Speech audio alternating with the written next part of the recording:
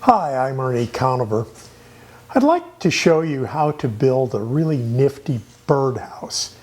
They're always a welcome addition to any yard, and these can actually be art in your family room. To glue up the coopered body for our birdhouse, which we will later turn, I glue up 18 staves. There's 9 at 7.5 inches, and there's 9 at 6 3/4. To start with, I simply press them down on a piece of masking tape, and I have this sticky side up, of course, and I line up the bottom so that I'm alternating a longer and a shorter stave.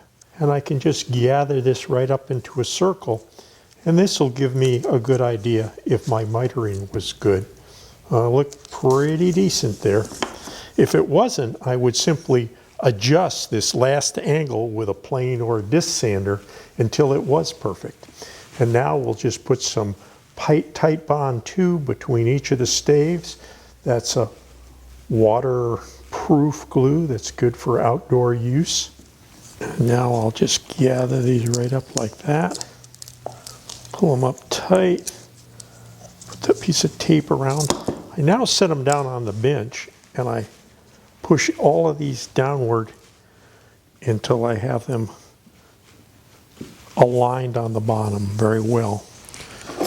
As a clamp, I use a hose clamp, which works very well for this. And there we go. We got very nice miters and a good glue job. We'll let that dry for a full 12 hours and proceed to the lathe. To turn the walls of our birdhouse, we're going to take our freshly glued up, essentially a barrel made of 18 staves. I've already drilled the bird's doorway, and I've now mounted a piece of wood on a faceplate and made a gentle tapered tenon on it that pretty well fits the inside of that barrel. I have another one here, and I can simply bring up that tailstock, tighten that up pretty good between centers, and now I can turn the outside with a roughing out gouge and a skew and get a pleasing shape to this. I want to make it a little barrel shaped, but with the greatest diameter of the barrel being right here at the bird's doorway. So let's do that. I'm keeping the speed pretty moderate at this. I'm turning it about 700 RPMs. I'm using a face shield just in case I got a glue separation in this.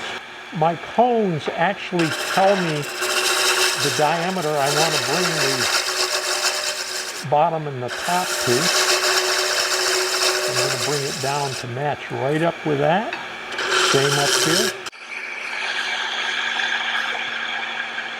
There, we've got it turned around. We'll now clean that up a little with a skew chisel. This is done. It doesn't need any sanding or anything. It's ready for either varnish or paint or both. To make the roof for our birdhouse, I've mounted a 1-inch thick by 7 3/4 inch diameter piece of wood in the lathe. I rounded the outside quickly with a bowl gouge, and I'm now going to mark off circles, each smaller and 1 1/4 inches from the edge. And I have a bevel set to 45 degrees here, and I'm going to part these off at 45 degrees. And I'll make 3 circles total, the last one being the hub that's on the chuck.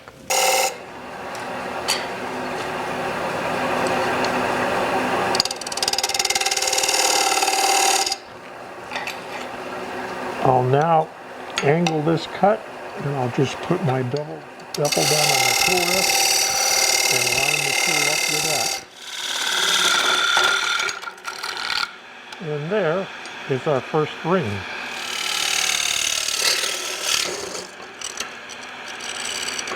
There are our finished parts. We can line these up on the bench and line the grain up in the same orientation. I have a big anvil next to my bench that I set on top of these as a clamp while the glue dries. To turn the floor for our birdhouse, I've mounted a 5 1/8 inch diameter by 1.5 inches thick disc of wood in the lathe. I'm going to turn that round and then put a tenon on it that fits the inside of our walls loosely. We don't want it to be too tight for wood expansion and contraction if it's outside in the rain. We're going to then turn a 3/8 inch bead on it and round the base over to come up nicely on that bead.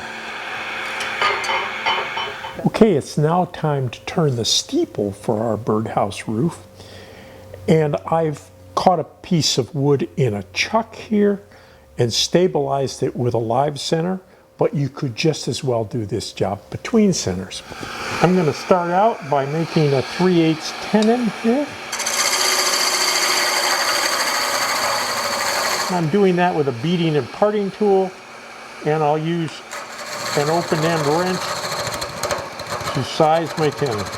Now we can just park this off with our spindle gouge.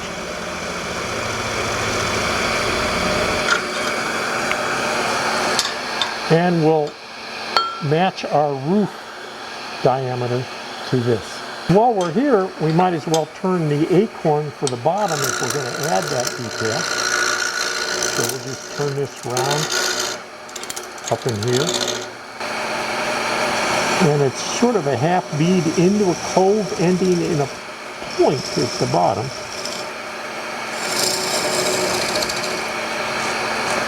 Again, I'm going to hold on to that and just catch it in my hand as it comes off of it.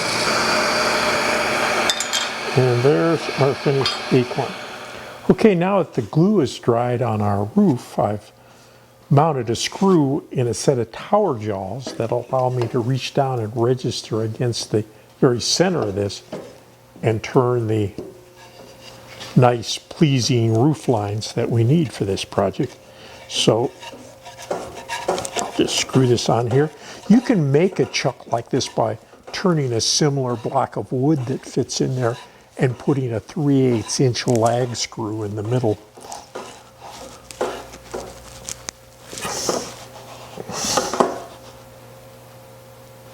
I want that to come up nice and square.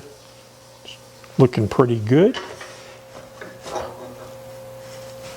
So now this is pure faceplate work. I'm going to use a bowl gouge. I'm not running real fast. I'm running about 700 RPMs.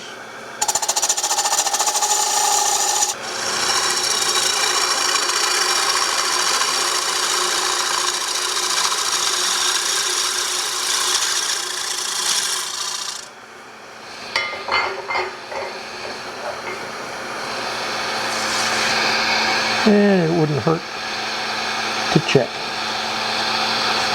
All right. To finish this roof off, we're going to come in with our bowl gouge from the back here.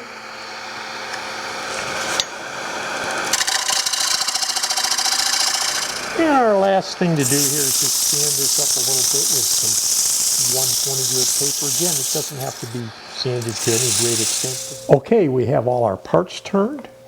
Put our acorn in place. Mount the walls on the floor. Here's our roof. And there is the steeple.